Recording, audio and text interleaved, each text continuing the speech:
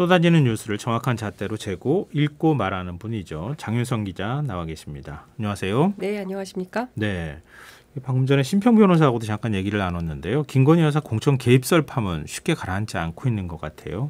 이 보도에 대한 대통령실 반응을 두고도 좀 뒷말이 있다고 하네요. 예, 맞습니다. 그 중요한 포인트는 그래서 김건희 여사와 김영선 전 의원과 텔레그램 메시지를 주고받은 사실이 있느냐 없느냐. 그렇죠. 그리고 네. 주고받았다면 언제 어떤 형태로 어느 내용을 얼마만큼의 분량으로 주고받았냐. 이제 네. 사실은 이게 질문의 핵심 포인트인데 대통령실에서는 그에 대해서는 아무런 답변을 하지 않고 네. 엉뚱한 얘기를 하고 있죠. 김영선 의원이 이미 컷오프됐다. 그리고 결과적으로 공천도 탈락한 셈인데 그 무슨 의미가 있냐. 뭐 이제 이런 식으로 그 퉁치고 있는 것이죠. 이게 무슨 결과적인 공천개혁이냐. 얘기만 하는 거지. 그렇죠. 그런 일이 있었는지 없었는지에 그렇죠. 대해서는 언급을 안 하고 예, 있다. 그러니까 국민들이 궁금해하는 것은 그래서 김영선 전 의원과 김건희 여사가 어떤 내용으로 텔레그램을 주고받았는지 그 내용을 알고 싶은데 그 네. 얘기는 하지 않고 공천 탈락했으니 이것은 무용한 일이다. 따지지 말자. 뭐 약간 이런 입장인 것이고요. 관련해서 국민의힘은 국민의힘 공천이 당시에 공정하게 잘 진행됐기 때문에 이 자체가 문제가 있다고 해서 뉴스토마토를 상대로 원중에 고발을 해놓은 상태입니다. 그런데 사실은 국민들이 알고 싶은 사실 질문에 대해서 적확하게 답변을 해줘야 되는 의무가 있는 것인데 네. 그거는 왜 피하는 것이냐. 실제로 답변을 못하는 거 아니냐. 그래서 대통령실 주변에서는 실제로 주고받은 사실은 있으니 그 내용을 확인을 못 해주고 있는 것은 아니냐. 이제 이런 얘기들이 좀 나오고 있는 것이고요. 좀 궁금한 게요. 네. 뉴스토마토 보도를 봐도 텔레그램 메시지를 봤다고 하는 사람이 여러 명 등장하는데 보기도 하고 가진 사람도 있다고 하죠. 아, 가진 사람도 있고요. 네. 지금 거기에 최소한 봤다고 하거나 가진 사람이 몇 명 등장합니까? 그 지금 전체적으로 봤다고 하는 사람과 본 거를 확인해 주는 사람과 등장인물이 총 4명인데요. 네. 아니죠. 5명이죠. A, B, C, D, E. A, B, C, D, M. 이렇게 네네. 이제 5명이기 때문에 네. 최소한 이 5명은 보거나 갖고 있거나 이제 둘 중에 한 케이스가 되는 것인데요. 근데 중요한 포인트는 이분들이 적극적으로 나서서 발언하는 게 아니라 네. 이 보도가 나온 다음에 대체로 잠수타거나 뭐 별로 특히 이준석 대표 같은 경우에는 이 보기는 했지만 그게 뭐 조언이었다 이런 정도로 밝히고 있기 때문에 이 진위 여부를 파악하기 위해서는 아무래도 주고받은 텔레그램의 최소한의 어떤 그 캡처 화면이라도 나와야 그걸 가지고 소위 기자들 얘기로 견적을 낼 수 있는 거 아니냐. 이제 이런 얘기들이 나오고 있는 것이죠. 근데 정치권에서는 그 A, B, C, D, M이라고 하는 인물이 누구냐. 그거는 여러 설이 돌아다니고 있더라고요. 예, 설도 있고 실제로 사실로 받아들이는 분들도 있고 근데 당사자들이 확인을 안 해주고 있기 때문에 그렇지만 이제 오프라인에서는 그리고 또 신문을 통해서 이준석 대표는 맞다라고 확인을 해줬기 때문에 네. 그 이상으로 조금 더 보도가 익으려면 제가 보기에는 추석 연휴는 좀 지나야 되지 않을까라는 생각이 좀 제일 듭니다. 궁금한 게요. 현역 의원이 등장하더라고요. 네, 현역 2명. 의원이 면책특권이 보장된 자리에서는 얘기할 수 있다. 이런 취지로 얘기를 했더라고요. 기사 안에 그러니까 보면. 이제 정기국회 가운데 나올 수도 있다는 얘기 하나와 네.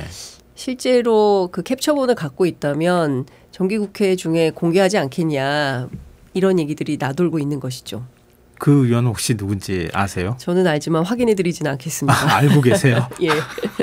나중에 저만 따로 좀 얘기를 좀 해주셨으면 좋겠습니다. 네. 이 문제와 관련한 국민의힘 내부 반응은 어떻습니까? 네, 그런데 사실은 이 부분이요. 저도 굉장히 오래전부터 취재를 하고 있었던 사안이고. 이전에도 알고 있었어요? 그럼요. 이게 사실 그래요? 소문은 2월, 3월 사이에 났던 일이고요. 네. 그때 아마 저뿐만 아니라 국민의힘 출입하는 정당 출입 기자들은 대체로 이 사안을 접수하고 네.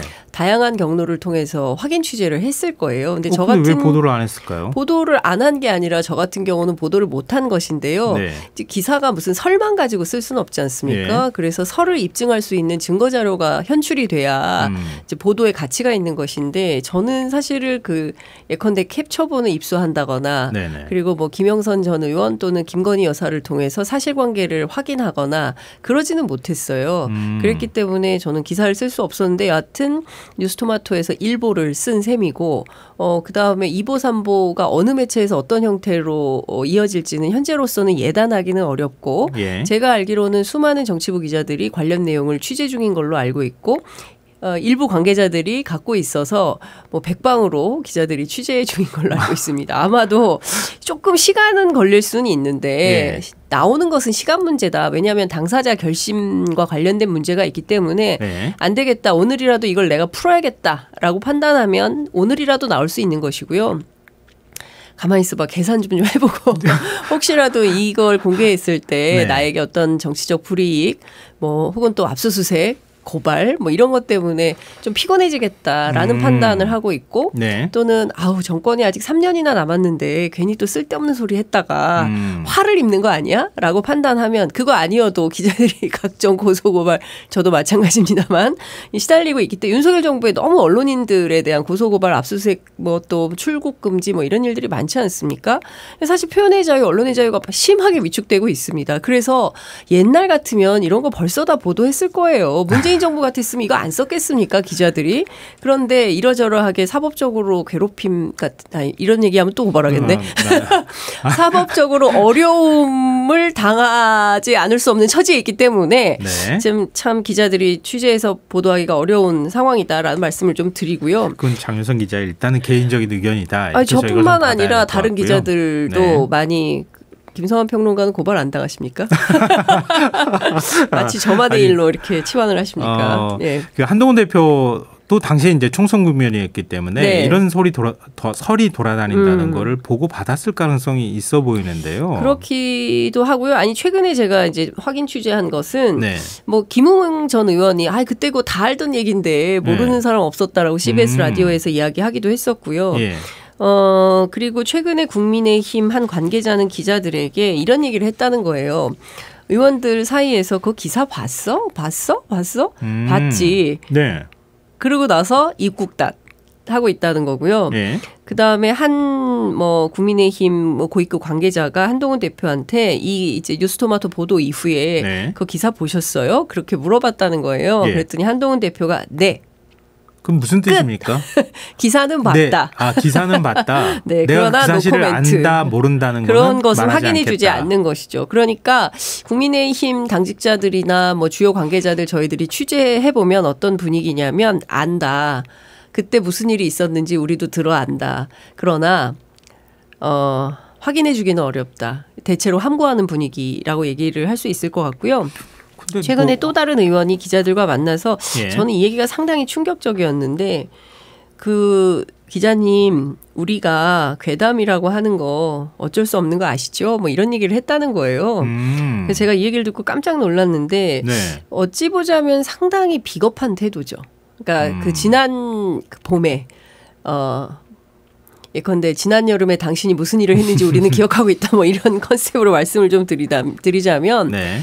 그때 무슨 일이 있었고 김영선 전 의원이 어떤 방식으로 움직였는지 정치권 주요 관계자들 그리고 기자들도 들어 알거나 또 뭐 확인해 주거나 이래서 알고는 있는데 당사자들이 아니라고 펄쩍 뛰니까 말을 못하는 수준이다. 이런 것이죠. 종합해 보면 그런 상황인 것이고. 당시 상황을 우리가 좀 거슬러 올라가 보면은 그때 국민의힘은 공천 잘했다 이런 평가들을 언론에서 많이 하고 있었던 상황이잖아요. 국민의힘 공천 근데 그때 파문은 있었죠. 비례 공천 관련해서 친윤 그거는 나중에 있었던 일이고 처음에 이제 공천을 공천. 한다. 예, 지역구 공천할 때 김영선 의원은 지금 지역구 공천과 관련되는 그렇습니다. 거 아닙니까? 예.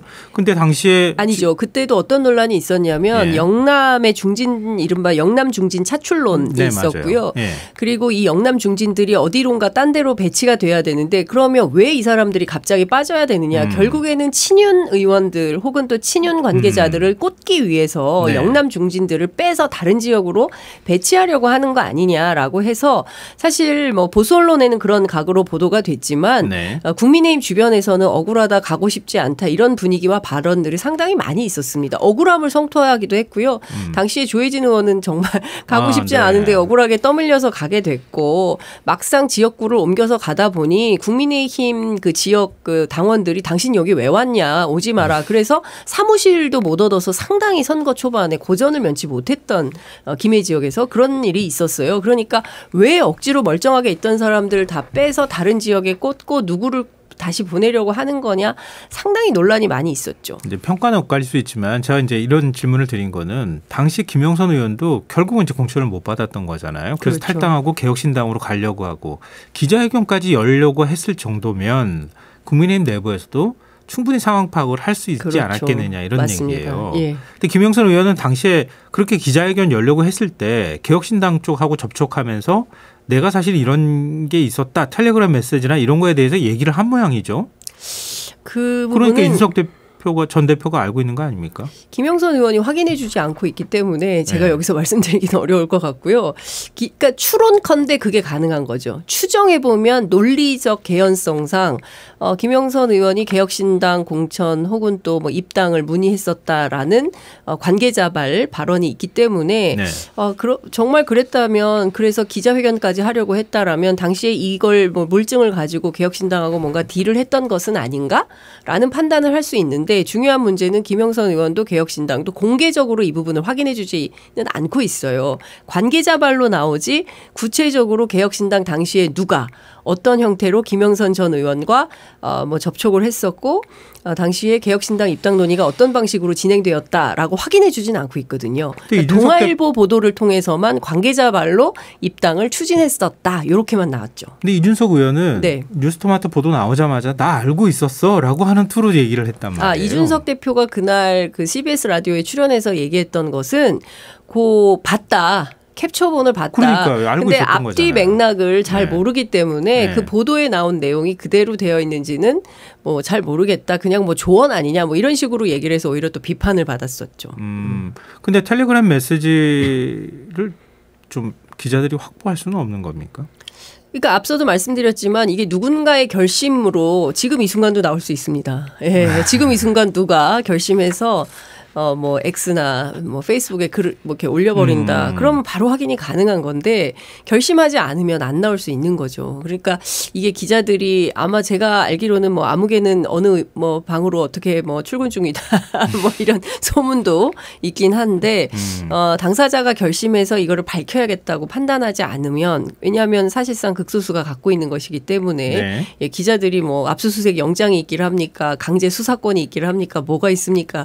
읍소밖에 없거든요. 그것 좀 내놓으세요. 이렇게 읍소밖에 없는데 과연 그걸로 통하겠냐라는 좀 의문이 있고요. 저는 2단계 되면 네. 아니 대한민국 검찰이 얼마나 번개같이 압수수색 많이 합니까?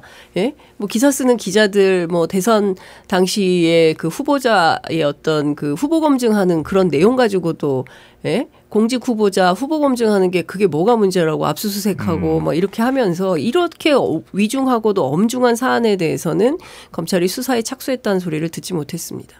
민주당은 단단히 벼르고 있는 모양인데요. 그렇습니다. 올 정기국회가 이제 시작됐기 때문에 결국은 계속 이렇게 추궁하는 입장이 될 수밖에 없잖아요. 야당은. 예. 이거 어떻게 한다는 겁니까? 야당에서는 일단 김건희 특검법에 이 내용을 포함시켜서 네. 예, 아무래도 출발할 수밖에 없겠다라는 생각을 갖고 있는 것이고요. 예. 민주당 입장에서는 예컨대 이게 사실이라고 한다면 그 선출되지 않은 권력이 그냥 예컨대 연설문을 조금 고쳐준 수준이 아니라 박근혜 국정농단 사태 때는 최순실 씨가 연설문 좀 고쳐주고 뭐 이런 등등 때문에 네. 이제 그렇게 뭐 구속도 되고 뭐 수사도 받고 현재까지도 감옥에 있고 뭐 이런 상황인 건데 네. 예를 들어서 대통령 부인이 아무런 권한도 권리도 없는 분이 예를 들어서 공당의 공천에 직접적으로 개입하면서 예를 들어서 뉴스토마토의 보도대로 예를 들어서 뭐 창원에서 김해로 옮겼을 때 네네. 필요하면 대통령 맞춤형 공약을 뭐 제공하는 듯한 이런 내용까지 주고받았다고 한다면 그러면 이것은 엄청난 국정농단이요 선거농단이라고 생각을 하기 때문에 이 부분은 그냥 넘어갈 수가 없고 선거법, 정당법 등등의 위반 혐의로